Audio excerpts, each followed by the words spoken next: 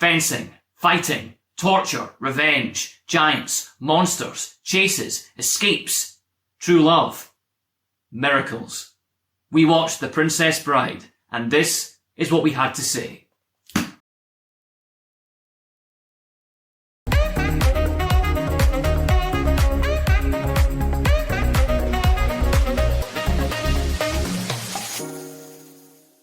While home, sick in bed, a young boy's grandfather reads him the story of a farm boy turned pirate who encounters numerous obstacles, enemies, and allies in his quest to be reunited with his true love.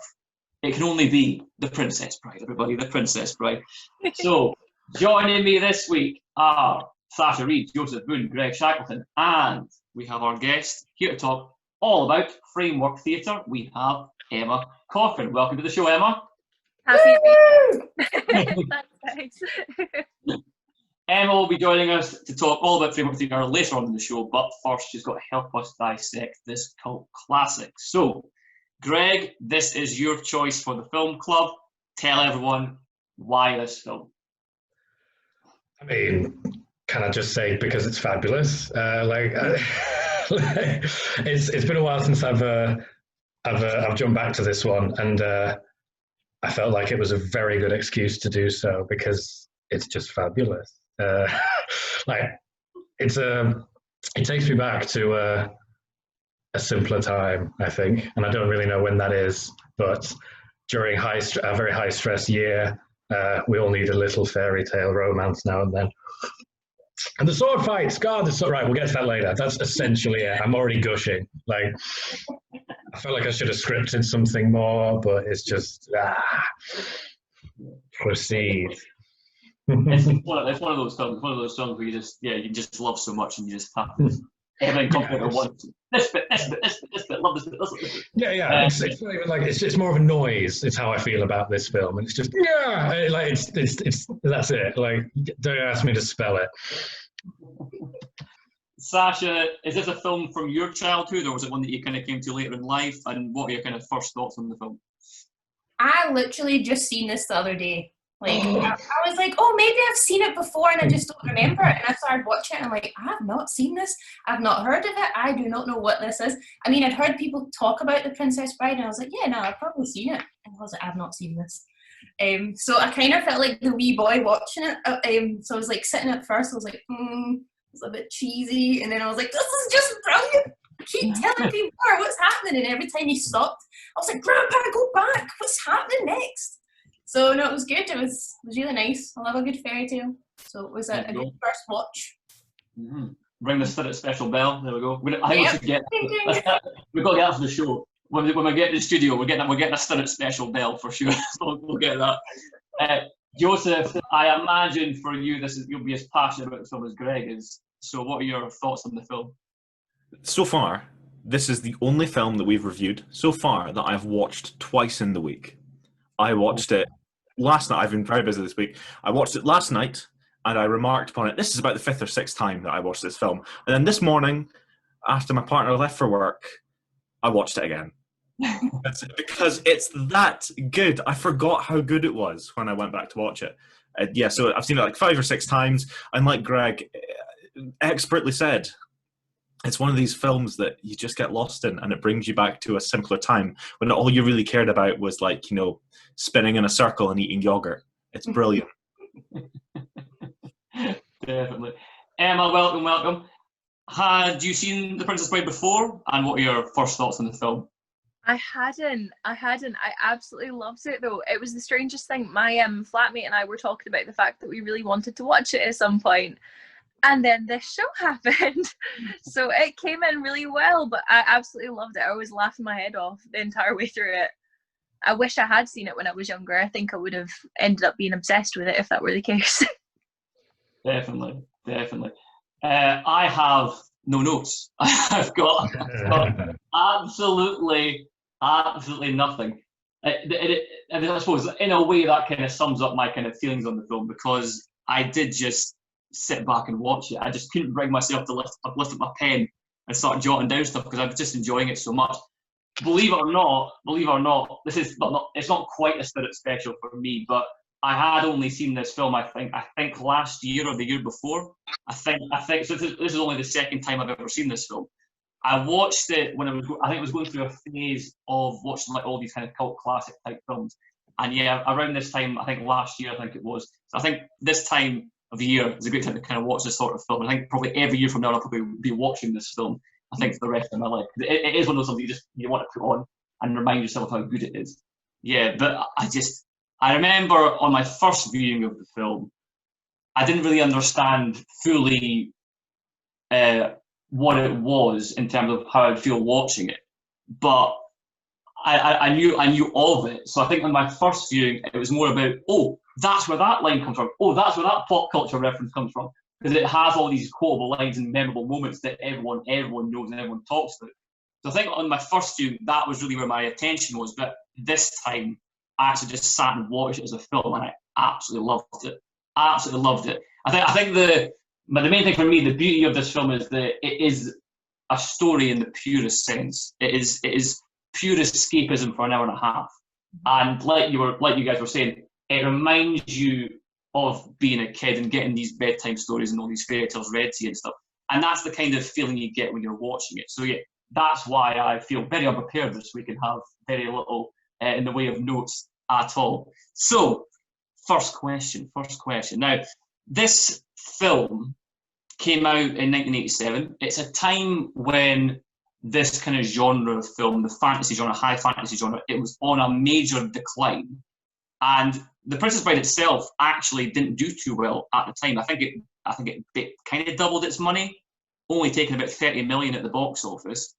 And it wasn't until it got onto home release that it just went and exploded, and it became what we know today as this massive cult classic that everyone knows, everyone quotes.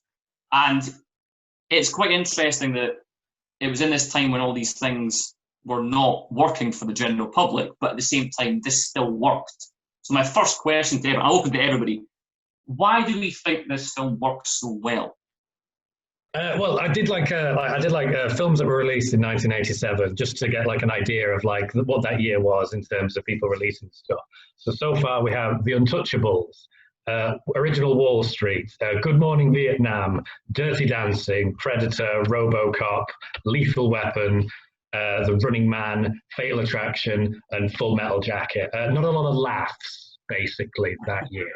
The only thing that really comes close is Spaceballs, and I think that's an entire other category for another day. And I think, like you said, it's less of it feels like less of a case of people needing this, and more of a case of people didn't know that they could need this. So when something new, like when a newer thing comes along that's presented in a different way, it just feels far more groundbreaking and revolutionary than it actually is, by comparison, I'm thinking. So in a year of like hard crime dramas, The Horrors of War, Robin Williams and The Horrors of War, Dirty Dancing, there wasn't really any, like, what producer thought, I know what we need. We need a self-aware fantasy satire with some of the most British dialogue we can think of. And we're gonna squeak it in between all these very serious, very adult, very like, yes, beard stroking, contemporary cinematic experiences. And you're going to absolutely love it.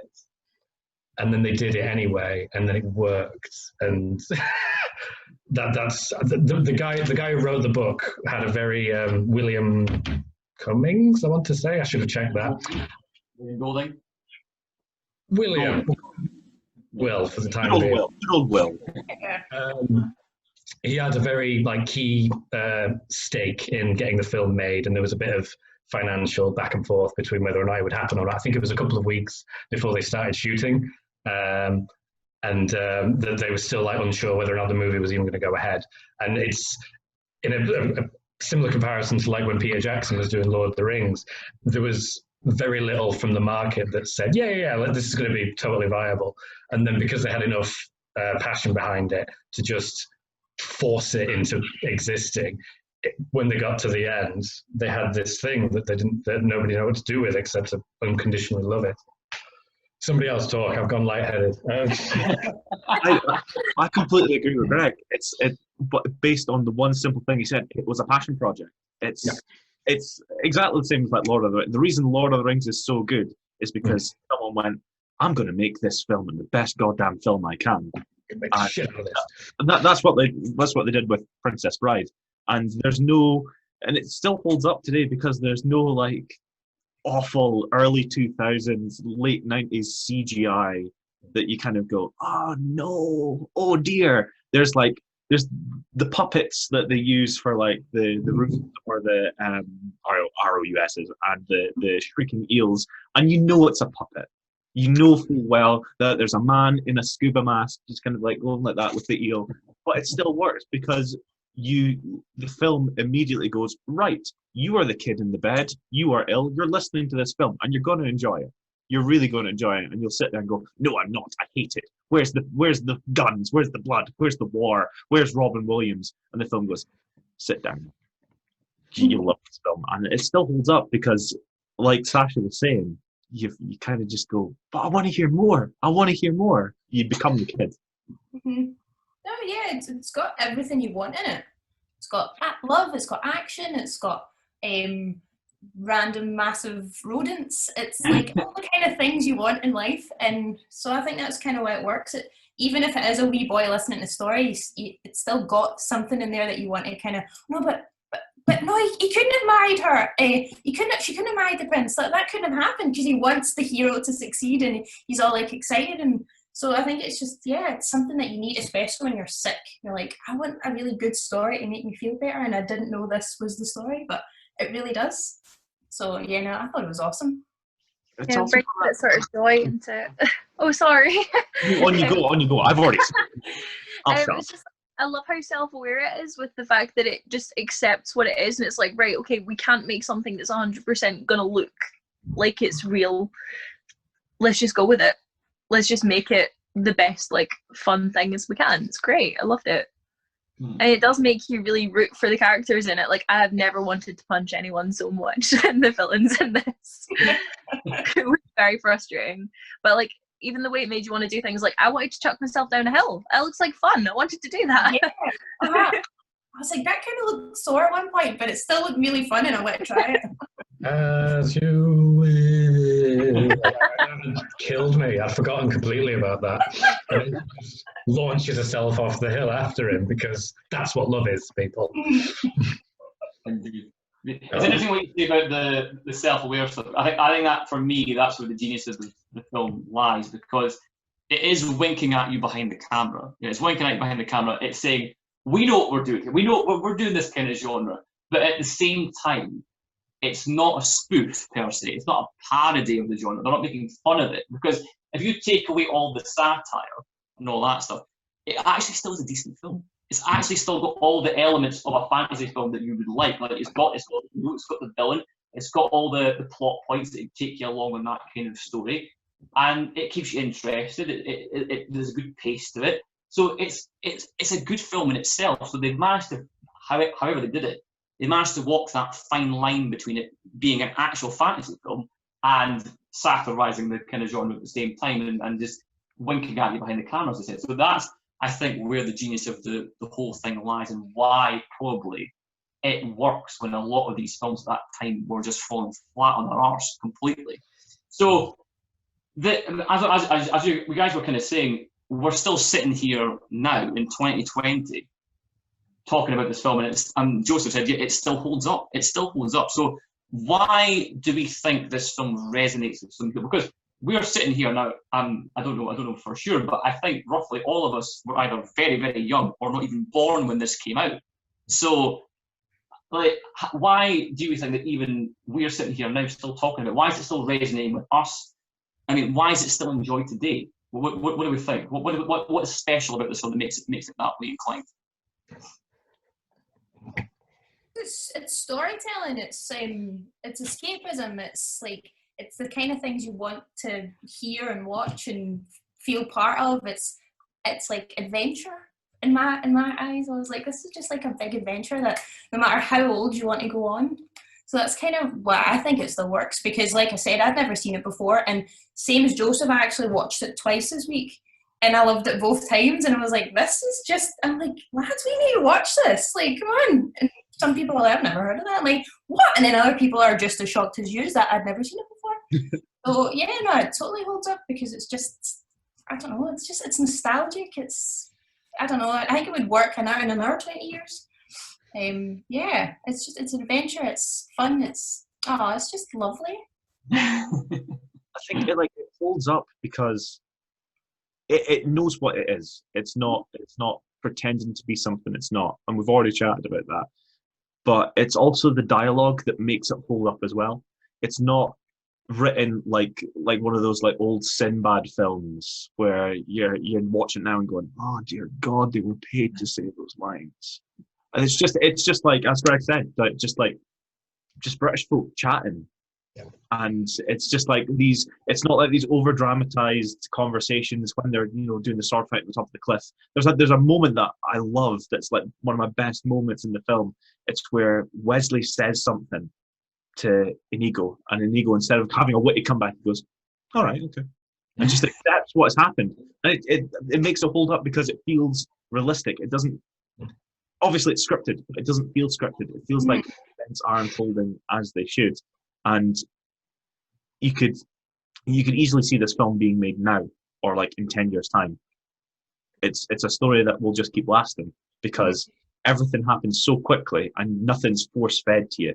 Like a lot of films now will go, do you remember that tragic bit in the past where this awful thing happened? And they'll go, oh yes, and you'll have like a 10-minute flashback. But instead you just get this thing happened in the past. Okay, cool. Let's fight with swords now. There's nothing too like force feedy about it. And I think that's why it holds up as well. Mm-hmm.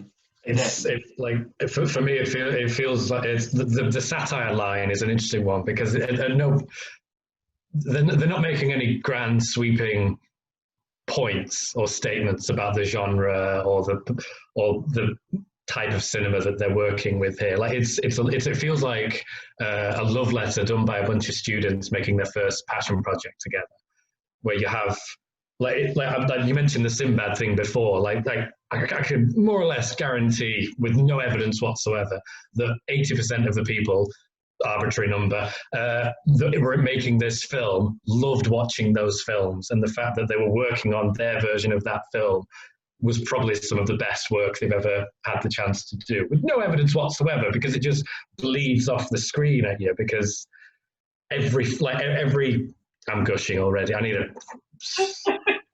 should have taken less tea.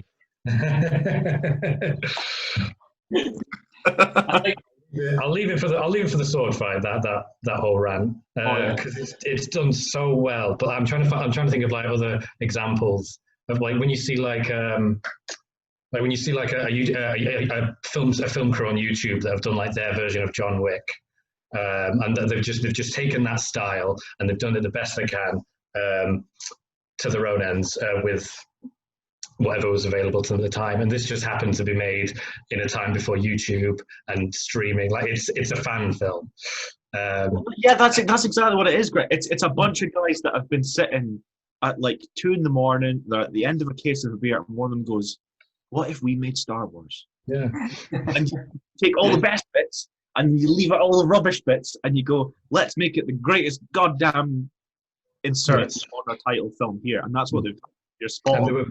They were lucky enough to have a source book that basically had like the blueprint for that entire movie for them already. So they're like, we're going to do this, and we're not going to chop anything out. Well, the bits we are going to chop out, you're not even going to notice. It's just going to be all the good stuff. Like it's like a child's idea of how to make a movie. We're just going to take all these action figures and we're going to mash them together, and we're going to have some of the classiest Britishest dialogue you can think of. And then when we're at the end, we're going to cry that we're so happy with what we've done. I think we've done very well. We've done very well to avoid saying any quotes yet. So before we don't all explode, I think we should play Sasha's game now. I think we should get it done now, so we can see the quotes up there. So let's over to Sasha for inquoteable. just want to say before we do this, there's some hilarious quotes in this film. And when I was trying to make the game, I just couldn't stop laughing. Because they're quite innuendo-y. So I'm going to give you most of the quote, and then you just need to finish it, or like fill in the blanks. And if you need help, I'll give you an ERB. I don't know if I should just ask you individually, or if I should just say them and you can shout the answer. It's up to you. Oh, let's all shout on a Zoom call. That'd be great. Hey! Okay, right. Okay, fine then. Okay, the first one. I'm going to just go with Craig. The only joy she found was... Oh. No. I only watched it yesterday. Oh, I'm going to need multiple choice. I can't believe it. Was it in the love of her life or in her daily ride? Oh, in her daily ride. Yeah. Oh, innuendo. Yes, innuendo. You're correct. Yeah, we got it now. All right, we're good. We're all over up speed. Good. Okay. Great. I'll throw this out to you.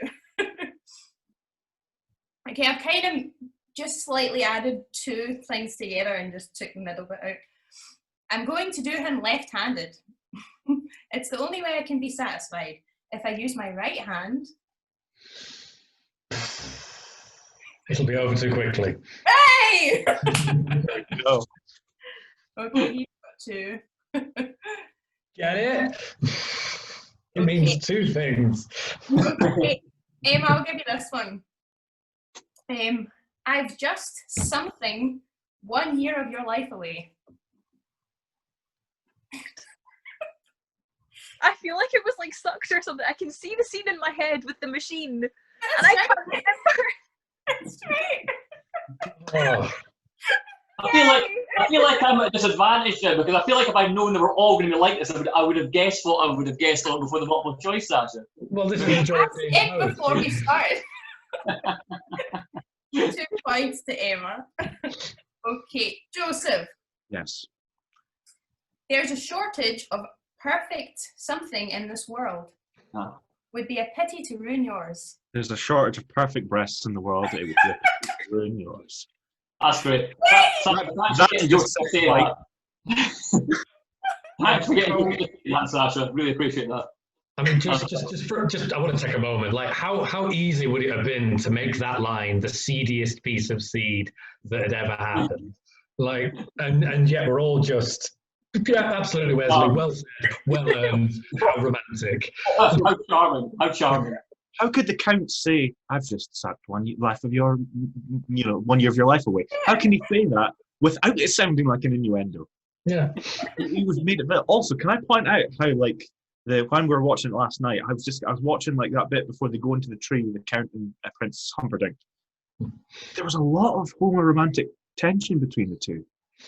I literally thought the same thing. I was like, they missed on a really good storyline here. I was like, is that why he's planning to kill Buttercup? Because he wants to be with the Count? That's great. That's a lovely little bit of... I really hope that's the way the actors played it. That's the way I wanted to believe that it was. Like, I can very easily see like a Dustin Hoffman Hook situation behind the scenes there. Like, that was absolutely a thing. Oh no, there's so many. That's brilliant. I loved it. I was like, this is funny. Because it was another one like, I need you to guide my sword. And at no point do you like, oh, of course, his dad's going to help him, and then he's going to find the thing, and he's just standing in the woods, waving a sword about. And you buy it. Why do you buy it? But yeah, it's baffling. It's genius. It's just genius. I don't know. It's like a melting pot that's just worked. It's they're just throwing all these things and it's just worked. And it's like a chance to 1,000 of it actually being pulled off. Like as we were saying, like all these lines that shouldn't work, or you would think now, like what you're going to say that you're going to write that in the script, but they just seem to work for whatever reason. So I think we'll finally give Greg his chance to gush about the story. So I'll come to you first, Vic. So I imagine this is going to be the answer to the question anyway. But what is your favourite moment in the film? Your favourite scene in the film? Go for it. I mean, that entire sword fight. There you go. Yeah. Shock, awe, and awe. Like in terms of choreography, visual storytelling, quips. And it's so early on as well. Like you learn everything you need to know about those two characters with barely a word said between them. And I love that kind of. I love sword stuff from when I was younger, and then to have them do that in this and do it really fucking well. Right up my street. So many things, and it's like, and it's hard to break that down into a conversation, because when he did that thing with the bit, and it doesn't translate well to me telling you this now. You all saw it. You know what I'm talking about. Although I'll say this, I didn't notice it until I saw it again this week. When he climbs up the rope and he's about to pull his sword out, he's pulling it out backwards because he doesn't want to let him know that he's right-handed yet. Sword's on the right side, and he deliberately reaches round to pull it out with his left. And I thought, didn't notice that. That's kind of fantastic. That's clever. That's really clever. That's really good. Yeah, I mean, I totally agree with you. That's also my favourite moment in the whole film. I mean, for me, that is the closest to a perfect scene in a film you might find anywhere. Because you've just it completely summed up why I think as well. Like, all those little elements just make it so perfect. Like, for example, you've got the sword fight. The actors have worked hard. They worked for months before to rehearse it, so they know what they're doing. And that realism adds to the jeopardy of the whole thing. The also the quips, the undercutting, like what would usually be quite a serious moment. It's a fight to the death, but you're having this whole British, polite back and forth. It's just wonderful. But as you were saying, you learn everything you know about the characters. You immediately start rooting for the characters because you find out all these things about them. The acting in the scene actually is really, really good. Like that's a really well acted scene between the two of them. And as you said, like you immediately start to empathise with them because you immediately start to see, oh, the Montoya character actually has a bit of a backstory to him. Oh, he's actually quite interesting. Oh, actually, this is actually a major plot point for the film, and we should start rooting for you. So yeah, for me, that's easily the best moment in the film. And as I said, obviously, Back to the Future scenes, any scene in Back to the Future, that is the perfect movie scene, of course. But this is a close second for me. Did anyone else have any other favourite moments at all in the film? Yeah. There are other answers to this, by the way. Funnily enough, a lot of them were with Inigo, because I think Andy Pankin is just, you can't put into words how brilliant he is. The bit before the actual sword fight, I love.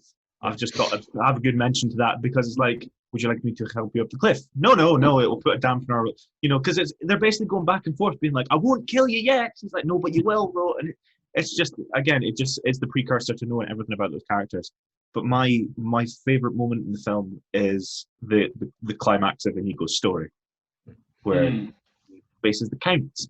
And spoiler warning for those who haven't seen it, and if you haven't, Sasha, I'm very disappointed. But he managed to get to the Count who has killed his father. The scene itself is beautiful because of the choreography, the symbolism, you've been rooting for Inigo ever since this sword fight he lost. And like, out of all the sword fights you've seen, he's lost every one of them. So you're like, how's he going to win this one? He comes up against the Count in all the places where the Count has hit him, both on the cheeks, both arms, and the stomach. When Inigo stabs the Count, it's the exact same places, on the cheeks, the shoulders, and on the stomach.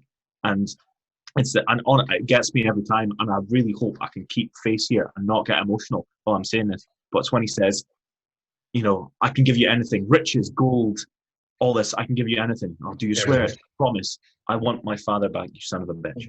It's that moment where...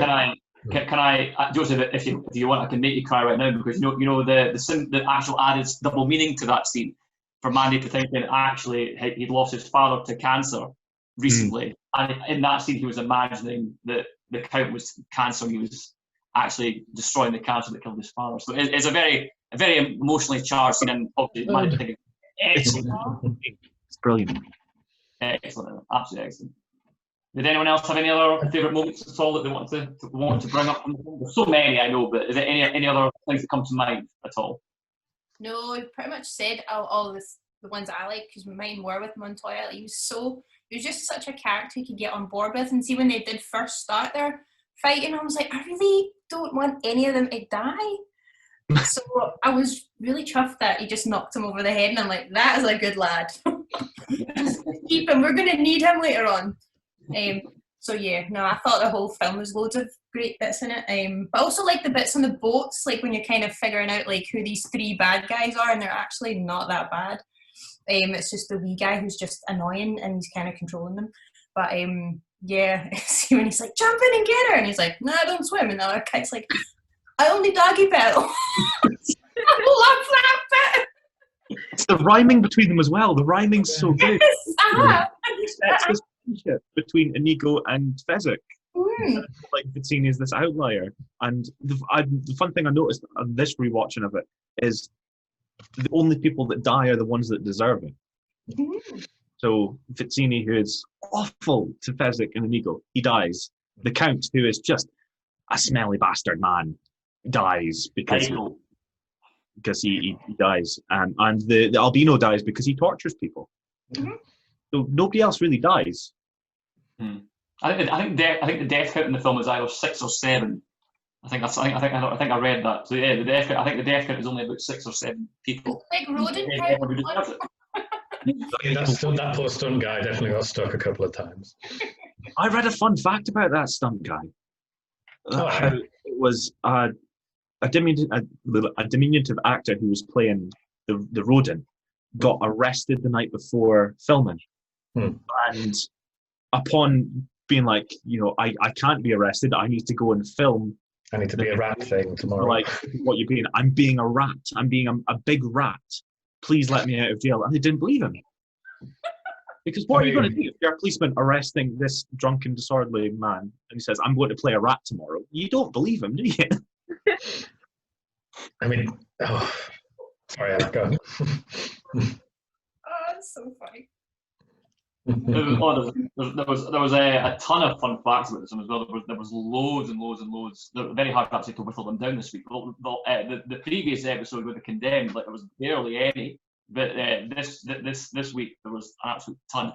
Some of most of them actually are surrounding the casting. Actually, there was lots of fun information about the casting. So yes, no, Craig, were you not talking about a guy in The Condemned, and he looked like the wee boy that's in this film? Yeah. Yes. Aye, that's it. Because I was like, I'm sure that's who he's talking about. And I'm like, oh my God, it's in the next thing we're talking about. I thought that was quite fun. Totally unintentional link, by the way. Totally unintentional. Yeah, I had no idea when I watched The Condemned that this guy was just so like Fred Savage. But yes, callbacks and all that. Yeah, definitely. This is the nice Fred Savage. We like nice, not arsehole Fred Savage. Exactly. We like Fred Savage. No, apparently speaking of like the stuntmen and stuff, like apparently there were a few stunts that went wrong on the shoot. For example, apparently the guy that played Wesley asked Christopher Guest, who played the Count, to, I think in the scene where he whacks him over the head, in that scene he just said, "Oh, hit me for real, I'll be fine, I'll be all right." And apparently he spent the rest of like the week or the day or the week in hospital because he just went and thumped him so hard that he just was gone out for the rest of the time. So yeah, there was absolutely loads, but as I said, most of the fun facts are around casting. There's some absolute belters, by the way, for this film. Greg, yes. I got one for Mark Knopfler from the Dire Straits. Was one of the people who helped do the score for this, and one of his demands was that he wanted a hat to be in the film. And it's the hat that's hanging. It's the baseball cap that's hanging from Fred Savage's bedpost, and it's the same hat that Mark, I think, that somebody wore in This Is Spinal Tap. Yeah, it's just there, just dangling on his bed like no biggie. Just this slice of 80s Hall of Fame memorabilia. Did anyone notice it's a Christmas film? Yes. Oh, the Yeah. Santa snowing outside. It's the perfect Christmas film. I heard. And Hans Gruber's like dangling off the windowsill like throughout the entire thing, and God, what a twist! What? So apparently now, obviously, but as always with these things, it's the usual suspects for casting wise. The ones who are around at that kind of time are the ones that are usually, they were always up for the same parts. So apparently Robin Wright was the last to be tested for Buttercup. She was the last one in. So that's quite an achievement on her part. But for Buttercup, we've got obviously Uma Thurman, Carrie Fisher, Courtney Cox from Friends, Meg Ryan, and Whoopi Goldberg apparently campaigned for the role as well. So yeah, there's a lot of names that are quite big and also got big later on with different franchises and stuff in that already. And is it I was saying this right? Is Fezzik? Is that's the big thing? Yeah. So we've got Kareem Abdul-Jabbar, the basketball player. He was apparently considered. We've got of course always Arnie, Arnold Schwarzenegger, always in the running. Always up there. Imagine him saying, "I only doggy paddle." That would be the best thing ever. I think though, in this time, correct me if I'm wrong, I think this is when he still, was this before or after? No, I think he'd still, English-wise, he would still be not that great by this point. I mean, how generous do you want to be these days? Like, it's... Yeah, I know, I think it would be touch and go. I think originally Andre the Giant was his schedule was too busy, so they thought, oh, we'll get this German guy. I believe he's doing this weird alien film in the jungle somewhere. I don't think it's going to do very well. We can definitely afford him. And then his career happened, and then he became too expensive for everything forever. But do you want? By the way, though, before we move on, the last one is the best one, right? So this actor was considered for Fezzik, right? He was turned down. He auditioned for the part, by the way.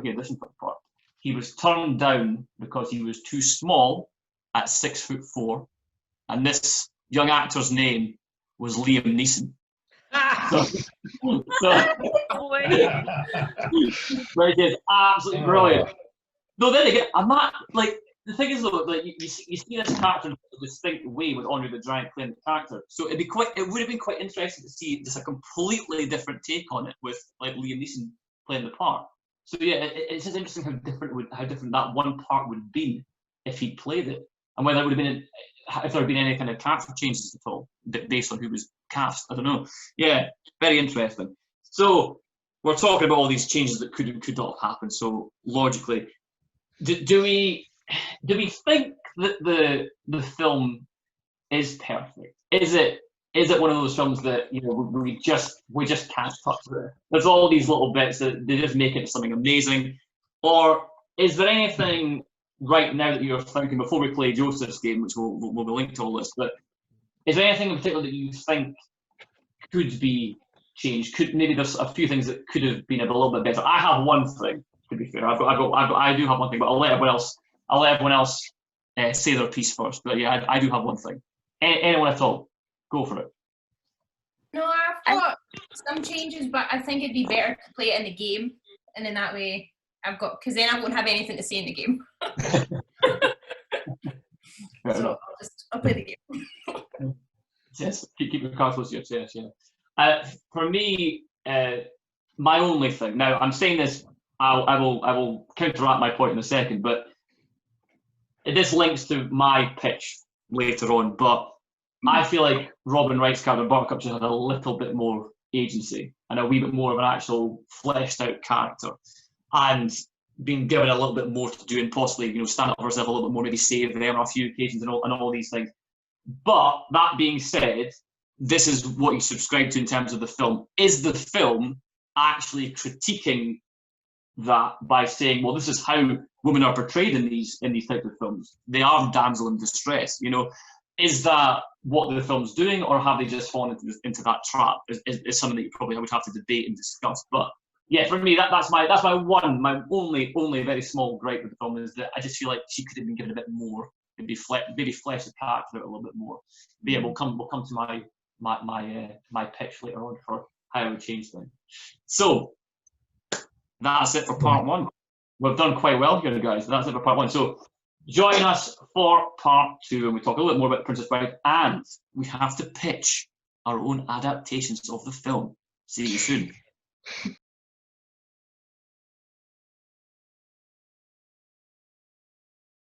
Welcome back to part 2. We're talking all about the cult classic, The Princess Bride. So, what would our adaptations look like?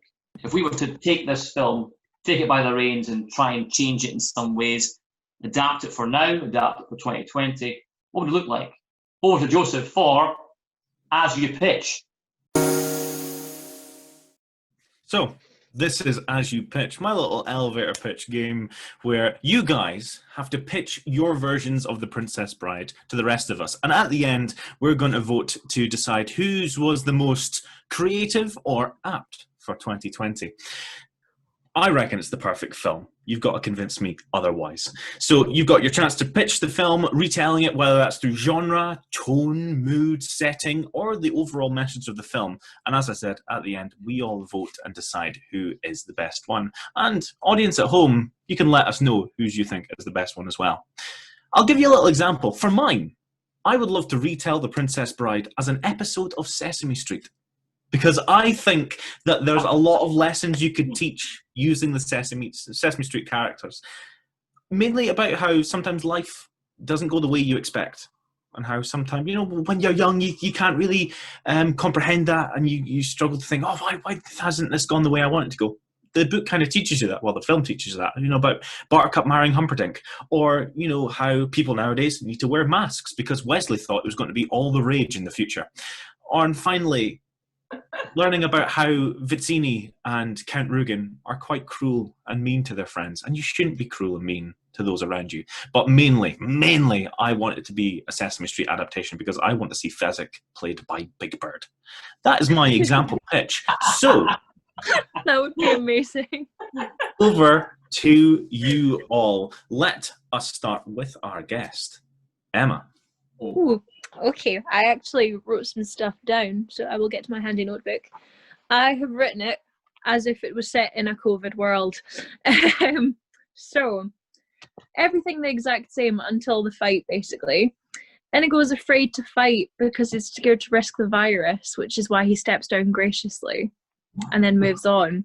When Fezzik tries to fight, he is confused as Vizzini furloughed him, so why would he want to do what he was told? He's not needing to do it.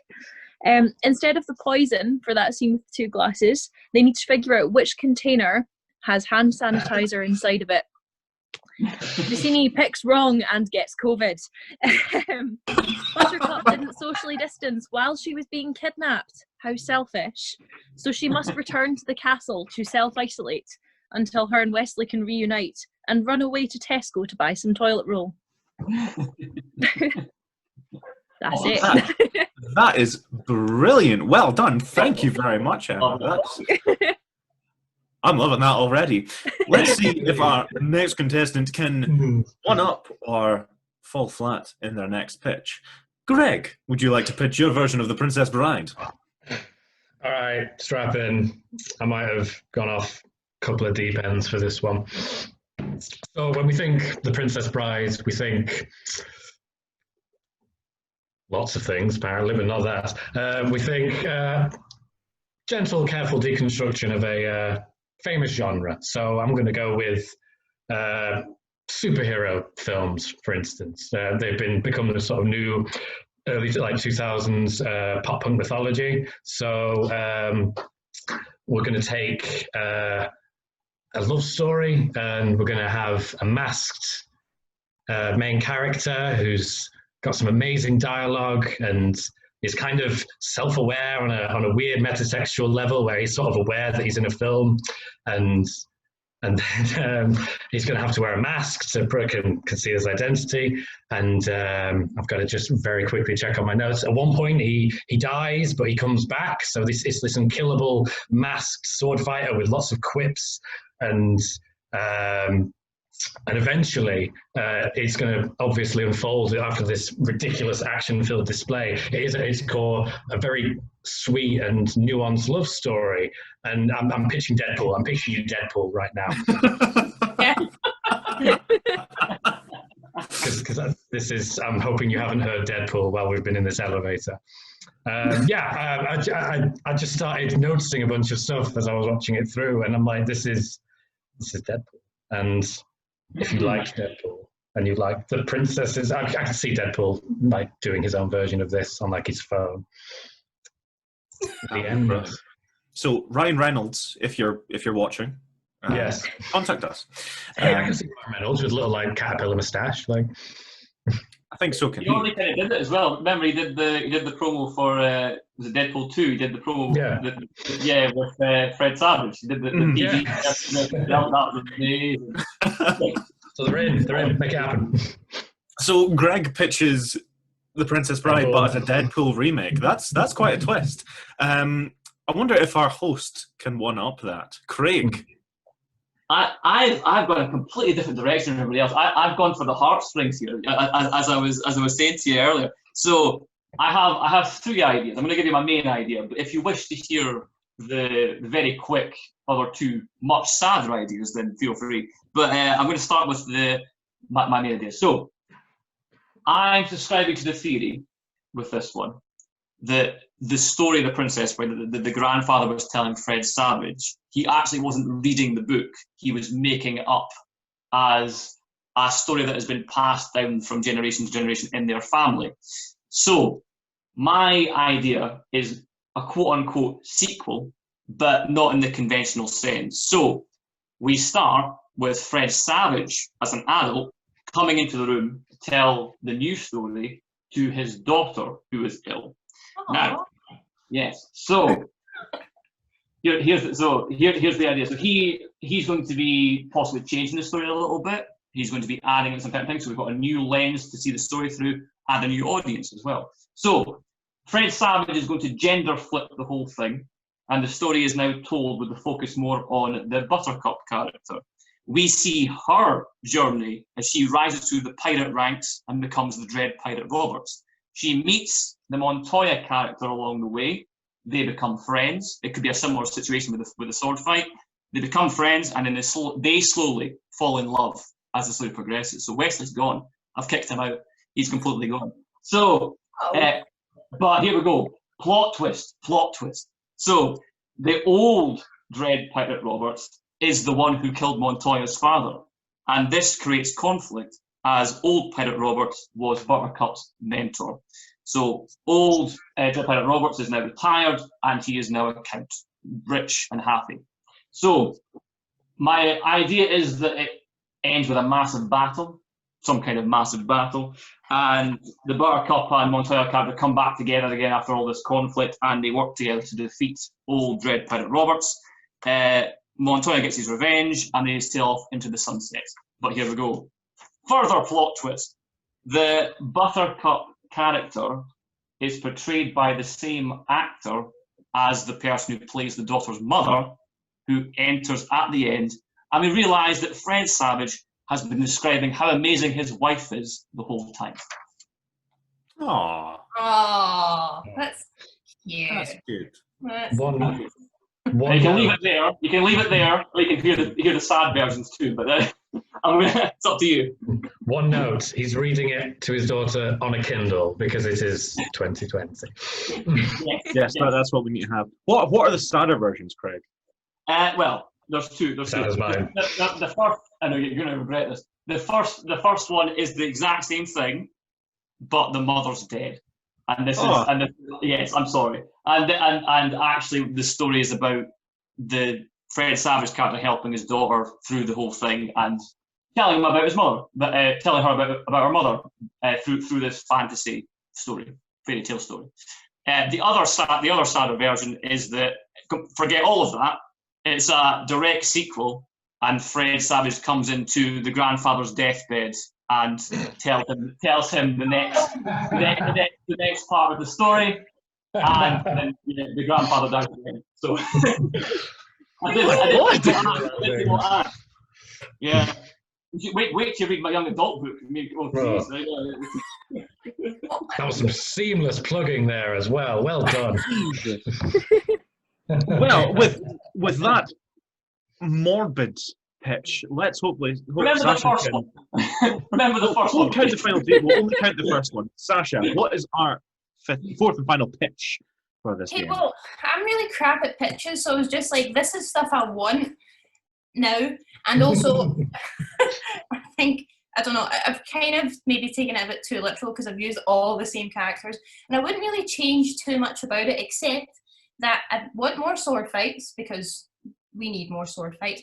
I want the bride to, like, so when she thinks Wesley's dead, I want her to use her emotions in a good way and actually, like, well, not a good way, but like for revenge. So she seeks out Montoya and he teaches her how to sword fight so she can go after Roberts.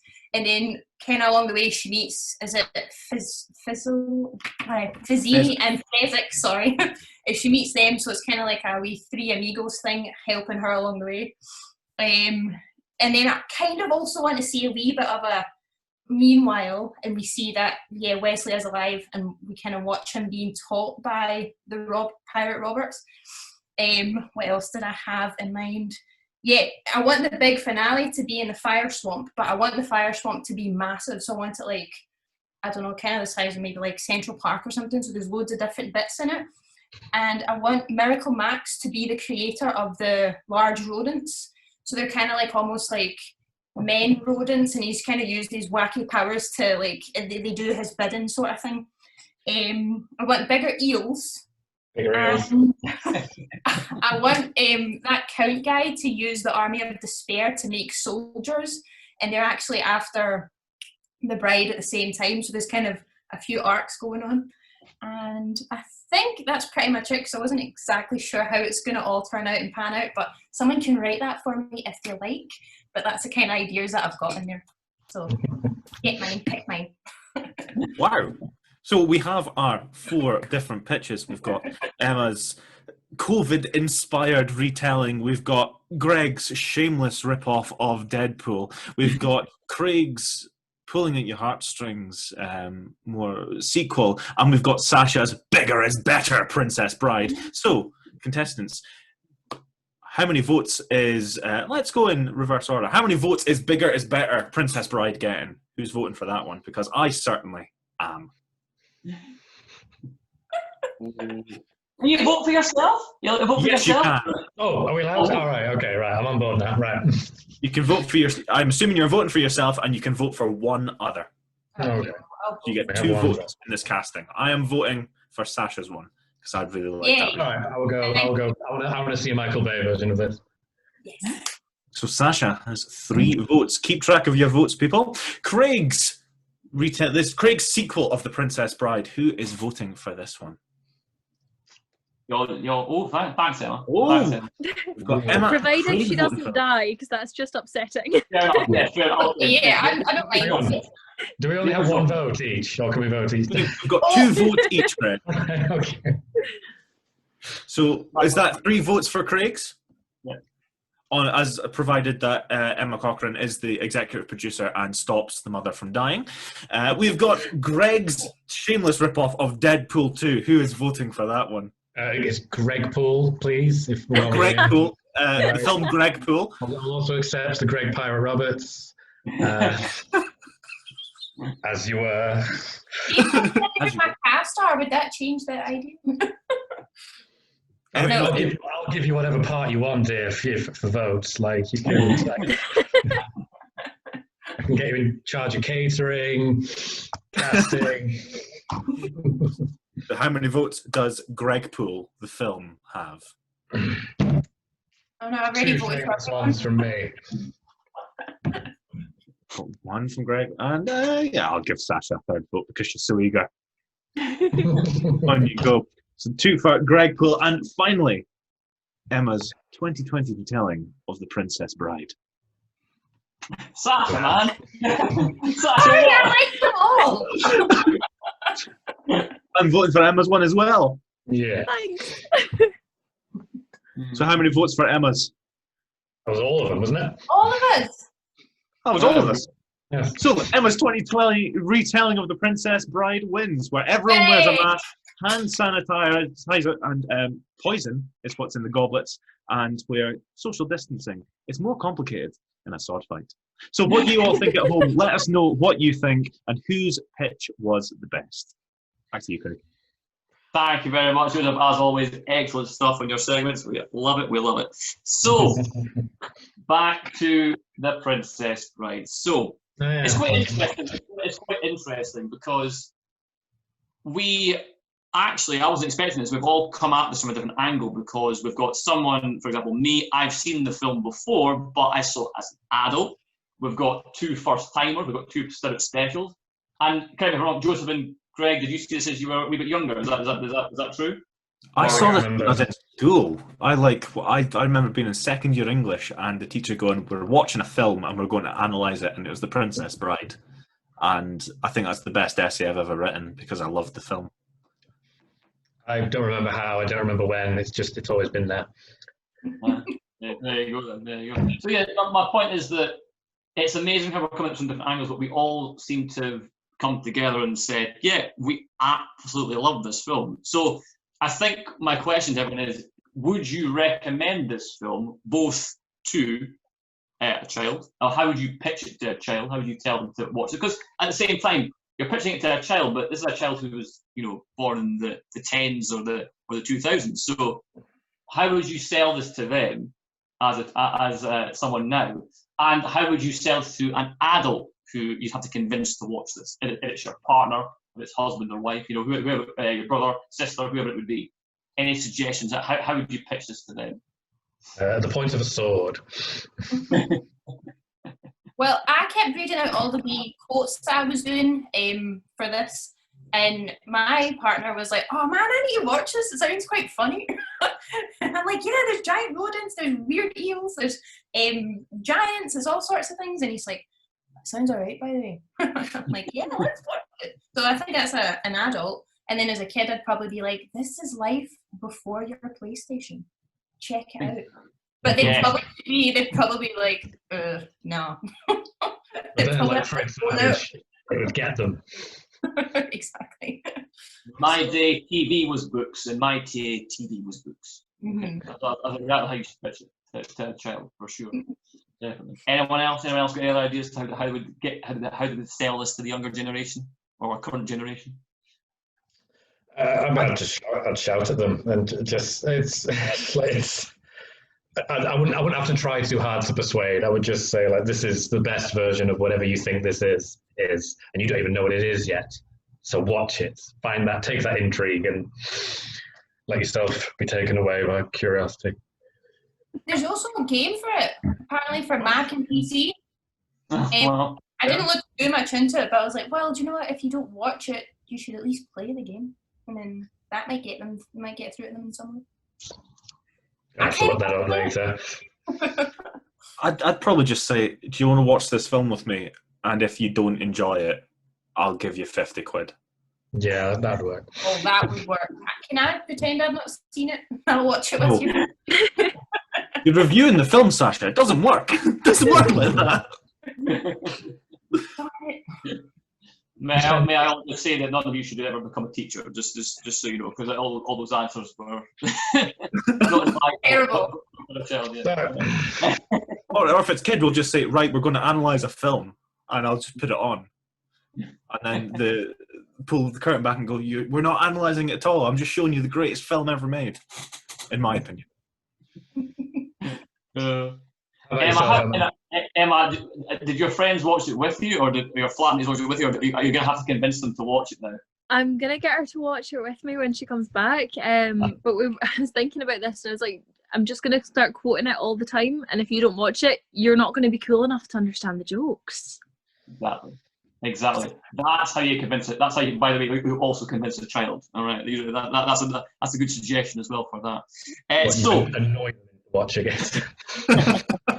Exactly. Annoy them.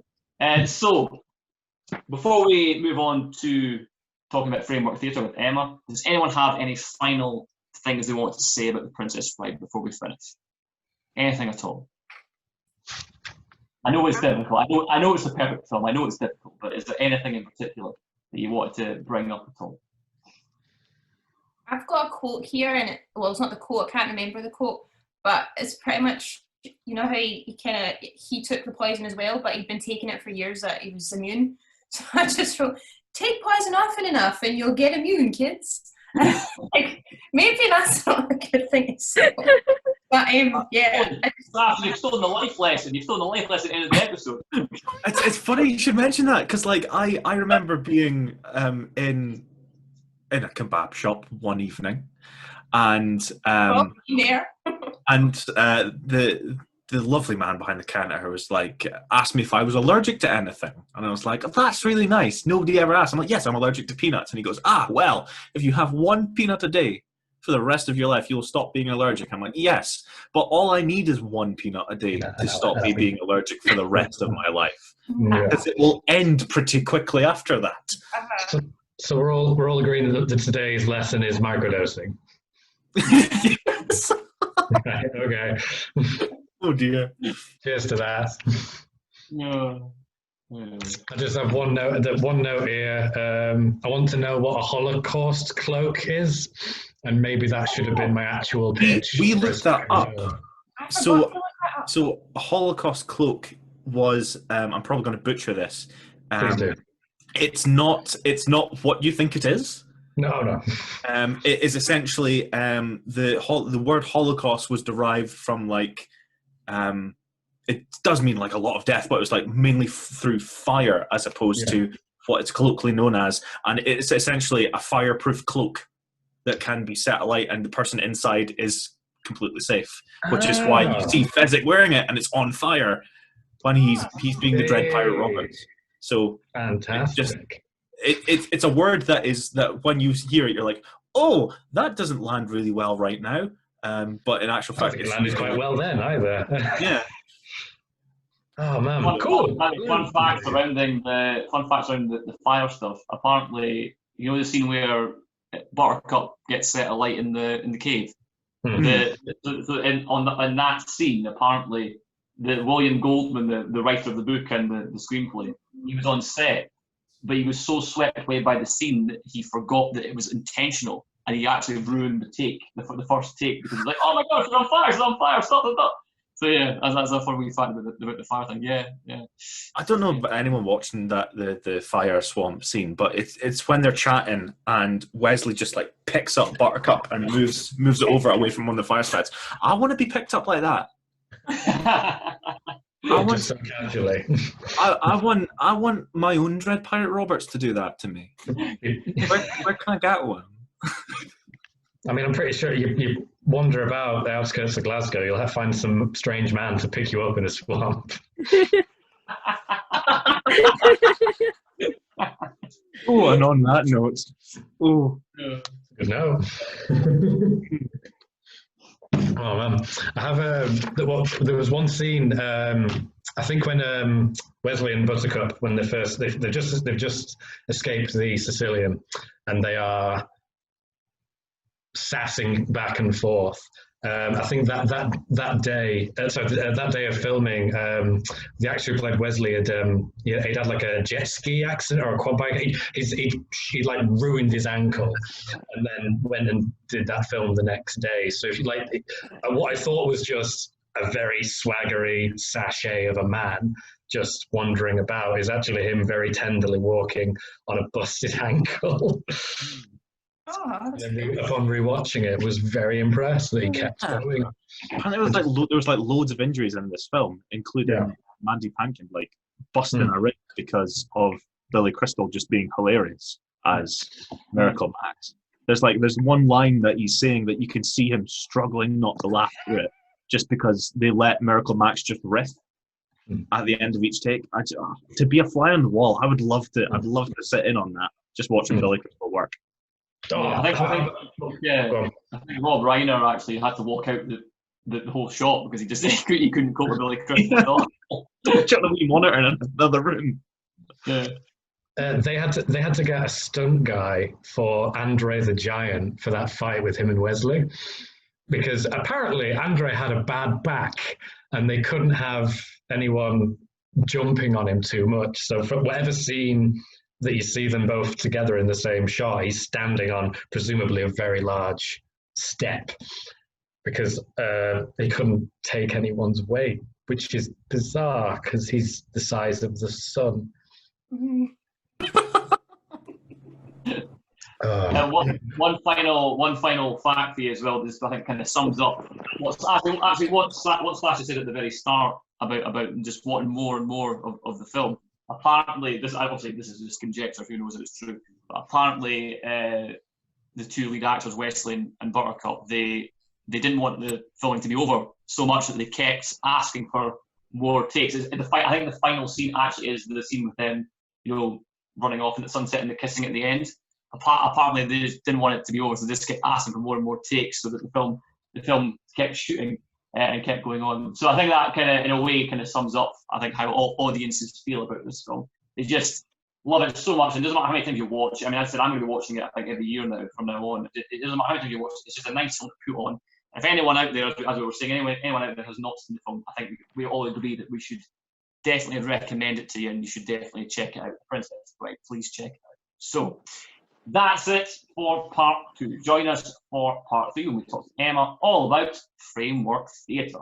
Framework Theatre proudly presents 2020 and 20! 20 one-minute sketches About the chaos that is 2020. If you enjoy it, please donate to help fund further projects of ours.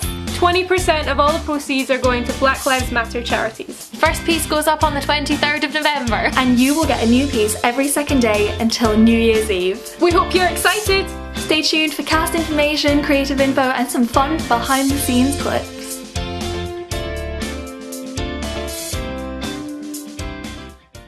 Welcome back to part 3. So we are here today to talk about Framework Theatre with Emma Cochrane. So, Emma, first question to you. So you founded the theatre company recently with 2 of your fellow classmates, and it was called Framework Theatre. So tell us about Framework Theatre, how it came to be, and what made you decide to form this group?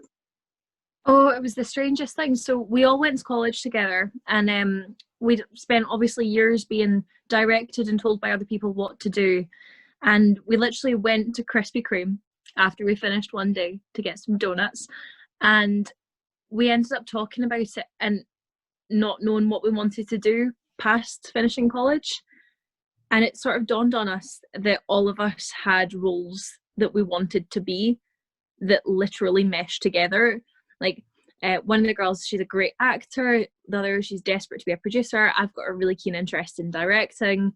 And we sat down and sort of thought for a minute, like, why not try it and see what happens? And the first show we actually made was about not having a clue what to do after you graduate. So we just took everything really sort of literal with it, but it's given us like the opportunity to do something we're passionate about for a change. Yeah, but that's definitely important. Definitely, yeah. I think everyone's in a similar boat, aren't they, after university, for sure. I'm going to plug myself again. Why not? I actually wrote a book.